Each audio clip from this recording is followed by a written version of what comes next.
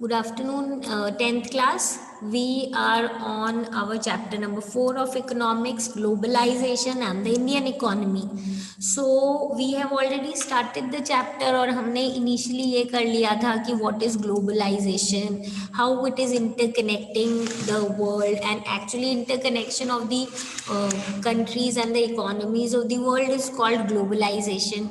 फिर हमने mainly देख लिया था कि इसमें सबसे important role somewhere MNC play करती हैं और उसके बाद हमने देख लिया था कि कैसे एमएनसी जो है वो इन्वेस्टमेंट करती है, फॉरेन इन्वेस्टमेंट, और किस मतलब 3 वेज होते हैं in which it actually invest in the other countries.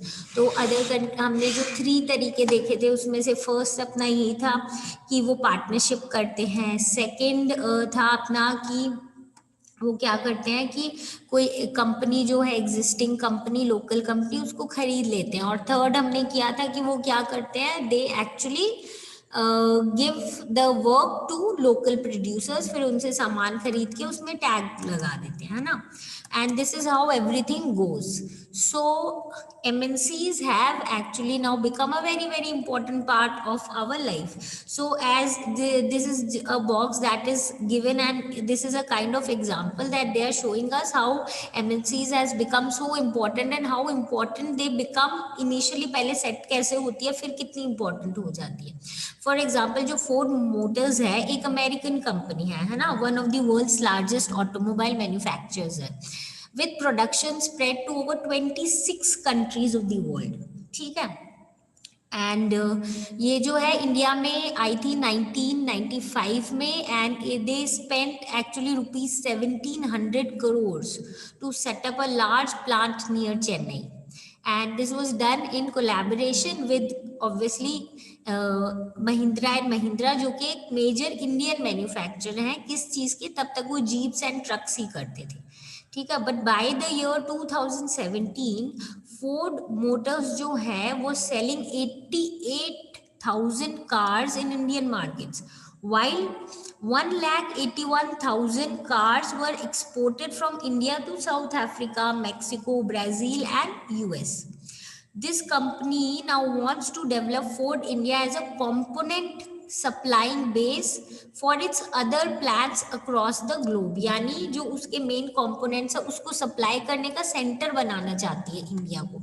So just imagine what they are, you can say कि कितना इम्पोर्टेंट हो गया कि इनिशियली आई थी सेटअप करके, मैन्युफैक्चर करके इंडिया में इतनी कार्स भेजती थी, बाहर भेजती थी, और अब ये चाहती है कि India actually becomes one of the main supplier. मतलब जो फोर्ड इंडिया वाली ब्रांच है इनकी, this should become a component supplying base for other plants across the globe. So मतलब एमएनसीज जो है पहले सेटअप होती है, फिर उनको जब लगता है that one particular area is really beneficial, obviously वो उसको और प्रोग्रेस करते रहते हैं धीरे धीरे धीरे.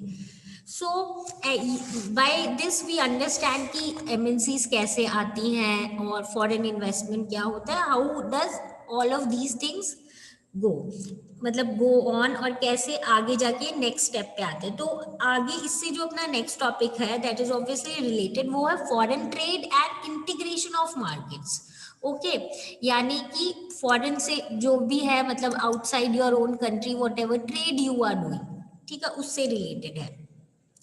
नाउ अपने को पता है कि बहुत फॉर अ लॉन्ग टाइम, बहुत लंबे टाइम से जो अपना फॉरेन ट्रेड है ना, वो अब बहुत सारी कंट्रीज से अपना है कनेक्शन. जैसे हमने पहले भी we have had a idea कि हिस्टोरिकल टाइम से हम देखें तो हमारे पास ट्रेड रूट आराम से India, South Asia, east west, हर तरीके से we had a very very good trade relation with countries all around the world. We have studied in class 9th chapter 1, जो हमने इंडिया की लोकेशन से रिलेटेड बात की थी कि so many things travel from one area to the other. Specifically हम यहाँ पे ट्रेड की बात कर रहे हैं. और हमें ये भी पता है कि जो ईस्ट इंडिया कंपनी है वो इंडिया में आई क्यों थी. इनिशियली तो एज अ ट्रेडर ही आई थी, because they wanted to get lot of stuff from India. India से खरीद के इंडिया का जो सामान था that were in great demand in the European countries, so they went and they actually came to India as a trader, हमें ये भी पता है, इफ यू ऑल रिमेम्बर, कि नॉट ओनली ब्रिटेन बट बहुत सारी और कंट्रीज है, France, Portugal, they were actually fighting among themselves to have more control over India's trade. And somewhere इसीलिए ही जो ईस्ट इंडिया कंपनी है बेसिकली उन्होंने फिर पॉलिटिकल कंट्रोल अपने ऊपर ले लिया था, ताकि उनको मार्केट रिस्ट्रिक्शंस ना हो, वो जो अपना इंडिया से ट्रेड है वो आराम से कर पाए, इंडिया से रॉ मटेरियल, फिनिश गुड्स आराम से खरीद सके, and there are no political restrictions. अगर उनका पॉलिटिकल कंट्रोल होगा तो उनको कोई रिस्ट्रिक्ट नहीं करेगा। तो मतलब this whatever we are talking about now is telling us कि ट्रेड कितना इम्पोर्टेंट है, ठीक है। तो somewhere it has actually in historical times हमने देखा है कि it has led to so many wars and all, but तो we should keep in mind कि हमारे फॉरेन ट्रेड और कनेक्शंस जो है बाहर की कंट्रीज में थे, एंड ऑब्वियसली ये होता है बिकॉज जितना ट्रेड होगा उतनी अच्छी इनकम अच्छी होगी, तो बेसिकली फॉरेन ट्रेड जो इट इज़ रियली इंपॉर्टेंट। तो अगर सिंपली हम इसको एक सिंपल टर्म्स में इस बात को समझना चाहे तो फॉरेन ट्रेड जो है वो एक तरीके से हमें एक अपॉर्चुनिटी देती है, इसको प्रोड्यूसर्स को, कि आप अपने मार्केट से बाहर जाके अपना सामान बेच सको, है ना। यानी सिर्फ इंडिया में नहीं, उससे बाहर भी सामान बेच सको, बाहर से सामान ला भी सको। प्रोड्यूसर्स जो है वो अपना जो भी उनका आउटपुट है, जो भी उनका प्रोड्यूस है, they will sell not only in their country, within their country, in the local market, but all around the world. That is the main, you can say, understanding of what is foreign trade. Similarly जो buyers हैं वो जो import करते हैं goods, वो भी आराम से दूसरी कंट्री से सामान ले सकते हैं, जो हो सकता है ऐसा सामान जो उनकी ओन कंट्री में डोमेस्टिकली प्रोड्यूस ही नहीं हो रहा हो। तो जब प्रोड्यूस ही नहीं हो रहा है तो ऑब्वियसली उनके पास ऑप्शंस तो होने चाहिए, और ये होगा कब, जब we are having foreign trade. तो यानी we are also supplying stuffs but we are also getting stuff in return, ठीक है। So we are free in importing as well as exporting, that is foreign trade. And foreign trade होगा तो obviously integration तो होगा ही markets का, that means market will come together and things will then finally get connected to each other, ठीक है।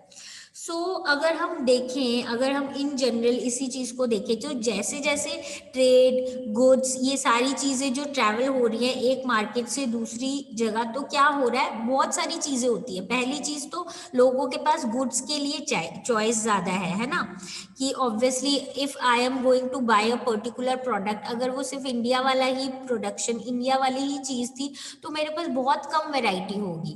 Where as जब ऐसा फॉरेन ट्रेड हो गया है, ग्लोबलाइजेशन हो गया, तो I will have lot of options, I can choose from one और द अदर और द थर्ड वन और द फोर्थ, जो भी अपने को अच्छा लगे। बेसिकली अपने पास चॉइस हो जाती है गुड्स की, जब ऐसा ग्लोबलाइजेशन होता है या फॉरेन ट्रेड जो है वो बहुत अच्छे से प्रॉस्पर हो रहा होता है उस टाइम पे।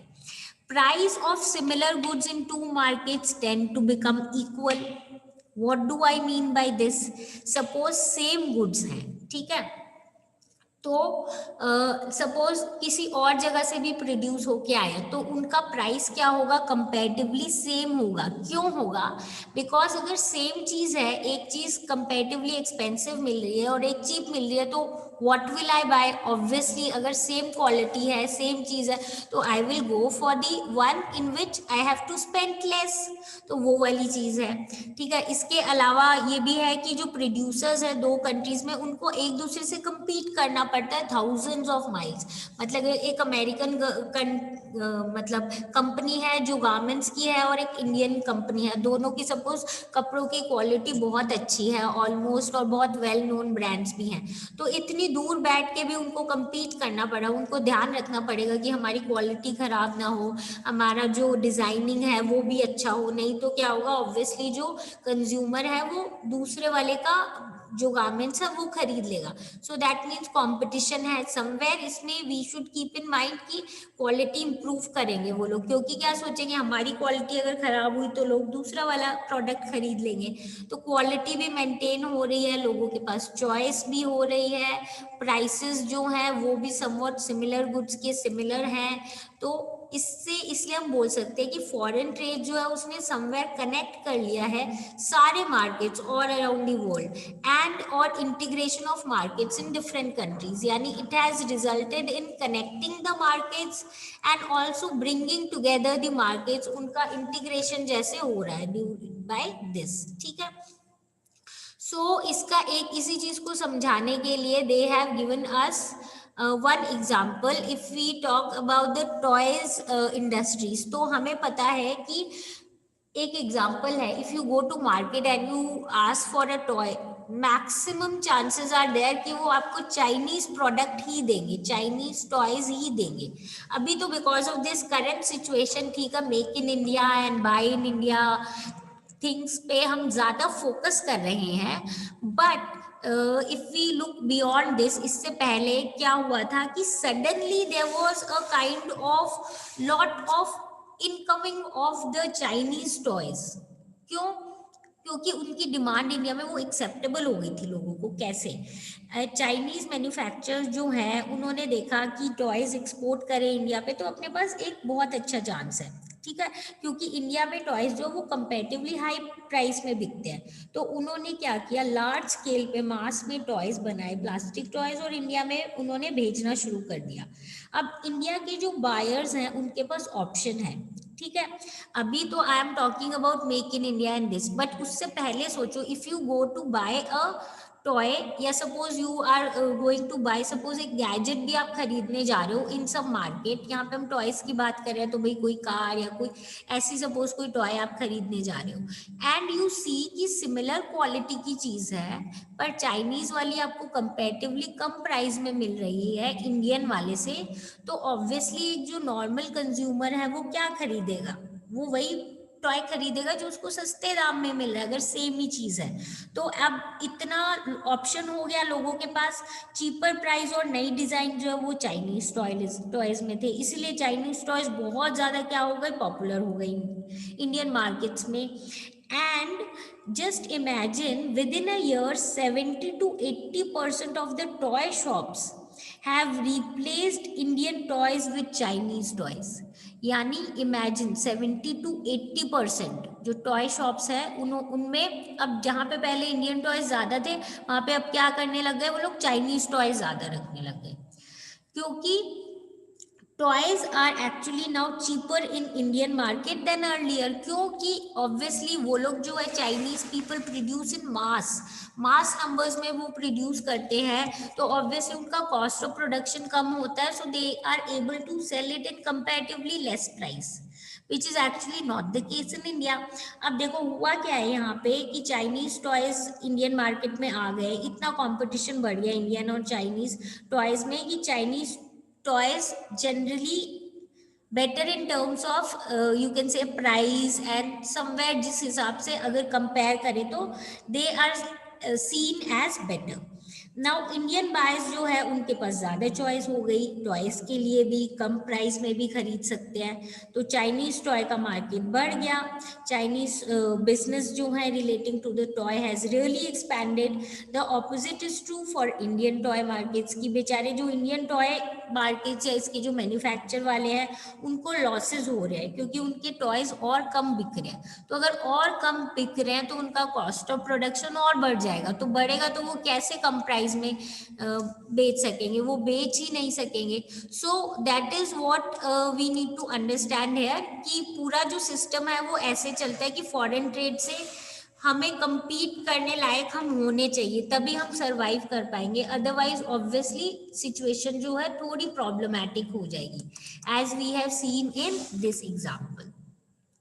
So now let us understand that what is actually globalization। जो हम इतने टाइम से बात कर रहे हैं about globalization, interconnecting of the government, मतलब interconnecting of the countries and these kind of things। तो इसमें obviously globalization जो है वो बहुत important role प्ले करती है, पर किस तरीके से प्ले करती है और कैसे ये चीज हुई है इसके बारे में देखते हैं, ठीक है। अराउंड पास्ट 20 to 30 years जो है बहुत ज़्यादा एमएनसीज जो हैं वो एक कंट्री से दूसरी कंट्री की तरफ मूव कर रही हैं। वो जनरली ऐसे लोकेशन ढूंढती है जहाँ पे as we have done in earlier classes की कॉस्ट ऑफ प्रोडक्शन क्या हो जाए, कम हो जाए, ताकि क्या उनका इन्वेस्टमेंट ज़्यादा हो। So they are looking for locations around the world which are comparatively cheaper. Foreign investment जो एमएनसीज करती हैं वो अब एमएनसीज जो हैं वो उसको और एक्सपैंड कर रही है। They are wanting to expand more in countries which provide them suitable location और फेवरेबल कंडीशंस। तो एट द सेम टाइम हम देखेंगे फॉरेन ट्रेड जो है between countries is also increasing rapidly. यानी एक तो एमएनसी सोच रही है कि हम कहाँ पे अपने सेटअप करें नई नई कंपनीज, नई नई फैक्ट्रीज, उधर हर कंट्री जो उनका फॉरेन ट्रेड बढ़ रहा है, यानी कि इंपोर्ट और एक्सपोर्ट बढ़ रहा है। तो फॉरेन ट्रेड जो हम बात कर रहे हैं वो लार्जली कौन कंट्रोल करेगा? समहाउ अगर हम देखें तो एमएनसीज ही करेंगी, क्योंकि वही चीजें लार्ज स्केल पे सप्लाई करती हैं। तो obviously somewhere they are the you can say ones who can control the foreign trade. So जैसे एक बात बोल रहे हैं कि फॉर इंस्टेंस जो कार मैन्युफैक्चरिंग प्लांट है फोर्ड मोटर्स इंडिया में, वो सिर्फ इंडियन मार्केट के लिए नहीं प्रोड्यूस करती है cars, it exports it to many other developing countries, जिसके बारे में हमने पहले ही पढ़ा था कि it actually exports cars to South Africa, Mexico, Brazil, इन सब में ये क्या करते हैं, एक्सपोर्ट करते हैं। तो और उसके बाद कार कंपोनेंट्स का भी हमने देखा था कि they want to set up such factories. So basically जो एमएनसीज हैं वो ट्रेड में बहुत इंपॉर्टेंट रोल प्ले करती है। इस एग्जाम्पल के थ्रू क्या बोला है कि जैसे एमएनसी कौन सी है, फोर्ड वाली, तो फोर्ड कार्स जो है वो अलग अलग जगह पे अपनी कार्स को एक्सपोर्ट करती है। तो ये हुआ फॉरेन ट्रेड। इस फॉरेन ट्रेड को किसने कंट्रोल किया था? फोर्ड वाली कंपनी ने। तो ये कौन सी कंपनी है? ये एक एमएनसीज है। तो समवेयर एमएनसीज जो है उनका बहुत इंपॉर्टेंट रोल है। वैसे भी now in today's world also we are so you can say aware कि ये वाला प्रोडक्ट यहाँ का है, वो वाला प्रोडक्ट वहाँ का है, और ये जो बड़े बड़े नाम वाले प्रोडक्ट आते हैं बाहर की कंट्रीज से आते हैं, तो ऑब्वियसली इनका कंट्रोल किनके हाथ में होता है? जो उन प्रोडक्ट के प्रोड्यूसर्स है, जो जनरली क्या होते हैं, एमएनसी ही तो होते हैं। Okay, so along with this ये जो अपना अगर हम ग्लोबलाइजेशन से रिलेटेड ही आगे देखें तो हम ये देखेंगे कि result of greater foreign investment and greater foreign trade has been somewhere you can say integrating production and market across the countries। से सिमिलर बात ही बोल रहे हैं। ये सिमिलर बात क्या है? दे आर जस्ट सेइंग कि सारा फॉरेन इन्वेस्टमेंट और फॉरेन ट्रेड के कारण पूरा वर्ल्ड जो है एक साथ आपस में जुड़ रहा है, और मतलब प्रोडक्शन के लिए भी, मार्केट्स के लिए भी। तो ग्लोबलाइजेशन को हम अगर इसके बेसिस पे डिफाइन करना चाहें तो globalisation is the process of rapid integration और इंटरकनेक्शन बिटवीन द कंट्रीज। यानी कि कंट्रीज का एक साथ आना, कंट्रीज को समवेयर आपस में अच्छा कनेक्शन होना, ये सब जो है ये ग्लोबलाइजेशन का ही तो प्रोसेस है। एक तरीके से globalisation is this process only जो कि इंटीग्रेट कर रहा है, पूरे वर्ल्ड को एक साथ ला रहा है, ज्वाइन कर रहा है। और इसमें हमें पता है सबसे इंपॉर्टेंट रोल कौन प्ले करता है? एमएनसी ही करता है। अब more and more goods and services, investment and technology are moving between the countries. अब हम ये बोलेंगे कि पूरे वर्ल्ड में क्या हो रहा है? सिर्फ गुड्स, सर्विसेज, इन्वेस्टमेंट ही नहीं, टेक्नोलॉजीज भी तो एक कंट्री से दूसरी कंट्री जा रही है। हम सारे जो आपस में कनेक्टेड हो रहे हैं। मूवमेंट ऑफ गुड्स के अलावा इन्वेस्टमेंट, टेक्नोलॉजी, ये अलग तरीके हैं जिससे भी वर्ल्ड क्या है, आपस में कनेक्टेड होता जा रहा है। लोग जो है, ये तो हो गए चलो अपनी टेक्नोलॉजी की बात, मूवमेंट की बात, गुड्स की बात, इन्वेस्टमेंट की बात, बट लोग भी तो एक कंट्री से दूसरी कंट्री जा रहे हैं, चाहे वो बेटर इनकम के लिए जा रहे हैं, चाहे वो बेटर जॉब्स के लिए जा रहे हैं, और whether they are going for better education. ठीक है, सो समवेयर क्या है, लोग आपस में कनेक्टेड है वेरी इजीली। एक्चुअली में इसमें समझने की बात ये है कि very simply and very easily we people are getting connected together, and we people have lot of you can say opportunity to have the technology and all the services that are produced in one country, we can easily get the hold of those also. ठीक है, इसके अलावा यहाँ पे जो factors जिसने help किया है किस चीज में, ग्लोबलाइजेशन में, the factors that has helped in globalisation, इसमें is our technology and what else, जो अपना टेक्नोलॉजी में हम दो चीज पढ़ेंगे यहाँ पे कि जो इंफॉर्मेशन और कम्युनिकेशन टेक्नोलॉजी है that is really really important. और हमें पता है कि आज के टाइम पे कितनी इजीली हम मतलब एक जगह से दूसरी जगह बात कर सकते हैं, एक जगह से दूसरी जगह हम बहुत इजीली क्या कर सकते हैं, हमें इंफॉर्मेशन अगर प्रोवाइड करनी हो तो it is very very simple for us to get connected all around the world. ठीक है, सो इसीलिए this is considered one of the very very important factor for developing and somewhat globalization को आगे बढ़ाने के लिए। ठीक है, so the topic that we will do in our next class will be factors that have enabled globalization, जिसमें technology से related चीजें पढ़ेंगे। Then we will study about liberalization and then the later part of the chapter. So I think जितना portion आज हमने किया है that must be clear to you people. If you have any doubt relating to the topic, then we will solve it tomorrow, okay, in our next class. So we all will meet now in our next class.